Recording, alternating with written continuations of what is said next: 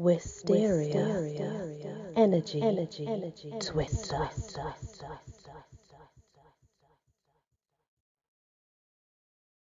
Hello everyone and welcome back to another episode of Poems of Dreams. Do remember they are 1855, so they are very old. They're written also in very old English, so sometimes they may sound a bit odd, but still. The next one is bees. To dream of finding a bee is a sign that you will have a new or another, well, it actually says servant, because it's old. I guess back then that's what it probably meant. Whereas now, a bee is more about prosperity, and having something sweet happen in your life and such. Depending on how many you see, where you see them, what's happening, it's all very different today regarding dreams, and you have to take different items from dreams and different processes to put the dream together in order to get the message that it relays, apparently. Back then, I suppose, apparently, if you just dream of finding a bee, it's a sign of having a new servant, which I did not know until just now. Now, if it's a whole life, it means that you will be a leader. You'll be a leader, whether that's in work or, in a hobby or an event. It does not specify. But again, this is from 1855. It's probably changed a bit now. Anyway, the poem. While Chloe told her maid a score of conquests made a night before, and rapid ran them o'er in glee, right and upon her flew a bee. Help! Help! She cries with eager breath. Oh, help, dear Jane, I'm stung to death. The honey monster, crush or chase. Oh dear, my bosom, lip and face. But Chloe's sobs were balmy south, so the bee settled on her mouth, and Chloe swoons as if she'd die, while Jane prepares to brain the fly. But the gay bee, discreet though young, guarded his person by his tongue. A moral bee, as beauties know, can plead for life, like Cicero. Pardon, mistake, sweet belle, heaven knows I took your two lips for a rose. Excuse, so palpable and neat, exalted Chloe from her seat. Ah, Jane, she cries, put down the fan. I'd no brain him than I would a man. Go lift the sash. Be stung so light, it seemed a mere mosquito bite. Engaging creature, I'll be bound. He left some honey on the wound, and it means wound. That's the difference. So back then, they would change the sounding of words so that they rhymed, but it would not be uncommon to find a wound would be wound, a wound. They pronounced it very differently. Now the next one is about beheading. Do bear in mind again, 1855. They did behead people in the UK anyway. So to dream of beheading or of seeing anyone beheaded is a favourable thing to see. It's indicative of a speedy marriage or a marriage to a prisoner that's due to be released. Now, if it's dreamed that you yourself is beheaded, this is a great firmness, energy and nobility. Death by the axe belongs only to those of gentle blood. So therefore it's a good omen, not a bad one. The poem. I looked upon his brow. No sign of guilt or fear were there. He stood as proud by that death shrine as even our despair. He had a power in his eye. There was a quenchless energy, a spirit that could dare the deadliest form that death could take, and dare it for the daring's sake. I saw upon him, I saw him once before. He rode upon a coal-black steed, and tens of thousands thronged the road, and bade their warriors speed. His helm, his breastplate were of gold, engraved with many a dint that told of many a soldier's deed. The sun shone on his sparkling mail, and danced his snow plume on the gale. But now he stood chained and alone. The headman's by his side, the plume, the helm, the charger gone, the sword which had defied the mightiest lay broken near, and yet no sigh or sound of fear came from that lip of pride, and never king or conqueror's brow wore higher look than did his now. He bent beneath the headman's stroke with an uncovered eye. A wild shout from the numbers broke, who thronged to see him die.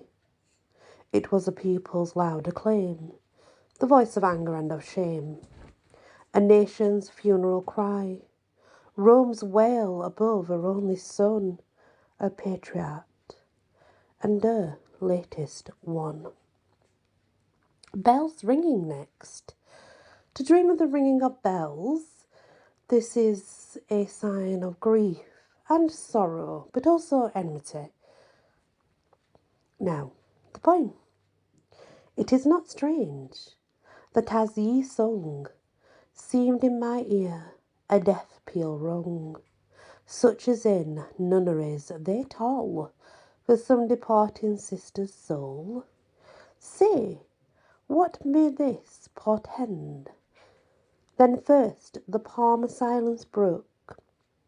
The livelong day he had not spoke, the death of a dear friend.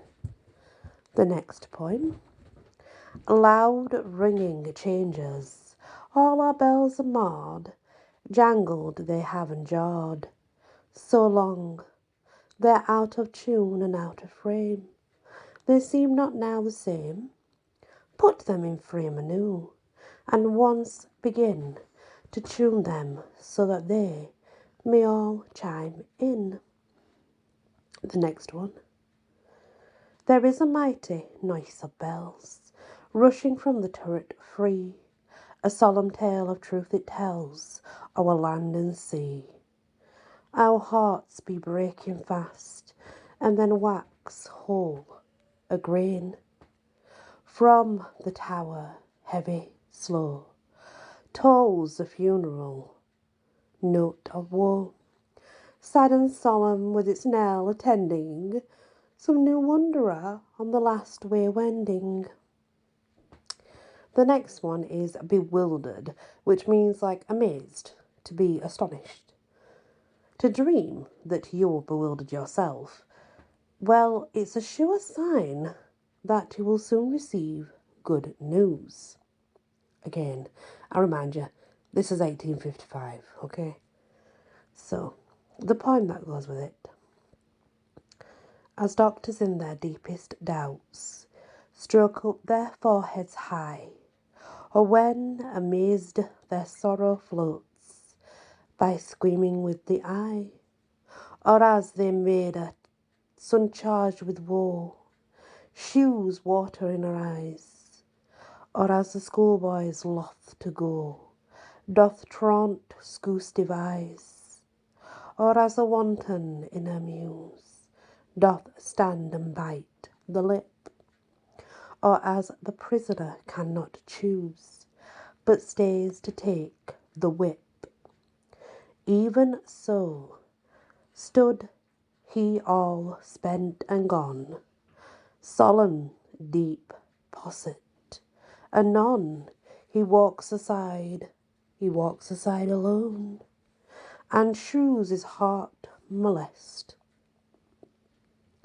To broken, oh broken gleams, glimmered the things I saw so mixed with dreams, that vain confusion blinded every sense, and knowledge did me left.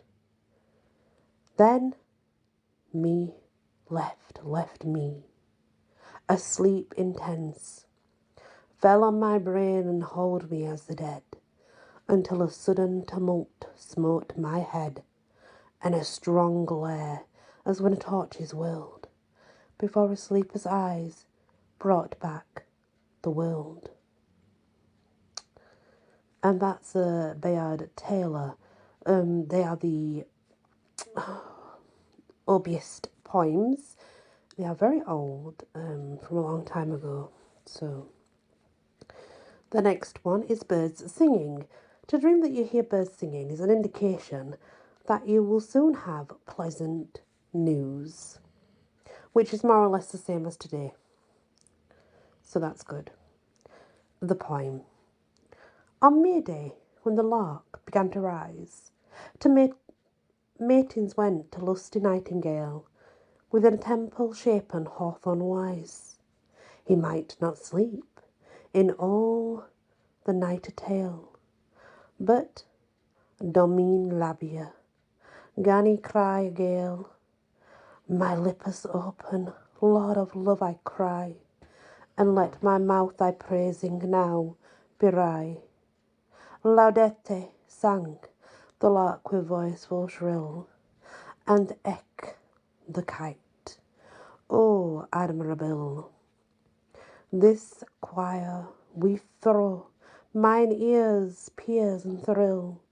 But what welcome this May season, quoth he, and honour to the Lord of love mote be, that hath this fest so solemn and so high.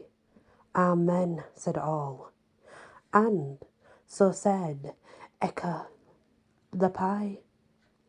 Thus sang they all the services of the feast, and that was done right, early my dome, and forth goeth all the court, both most and least, to fetch the flowers flesh and branch and bloom.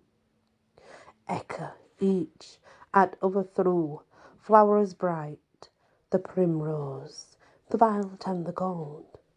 So then as I beheld the royal sight, my lady gan me suddenly behold, and with a true love plittered many a fold. She smote me through the very heart as blithe and Venus, yet I thank I am alive. The next one is blood. To dream of collecting blood. This is like a token of golden success in love. To see blood running generally means a sign of not necessarily death, as in like someone dying, but something is ending for a new beginning, so to speak. The poem. And I said, I met, dreamed of him all night. He would have slain me as I lay upright, and all my bed was full of very blood. But yet I hope truly he should do me good, for blood betokeneth gold, as I was taught. The next one, and again we're still on the subject blood. When day was gone and night had come, and all men fast asleep, then came the spirit of fair Margaret, and stood at William's feet. As you awake, sweet William, she said, oh, sweet William, are you asleep? God give you joy of your gay bride bed, and me of my winding sheet. When day was come and night was gone, and all men waked from sleep, sweet William to his lady said, my dear, I have cause to weep. I dreamt a dream, my dear lady, such dreams are never good. I dreamed my bower was full of red wine, and my bride bed full of blood. Such dreams, my honoured sir, they never do prove good.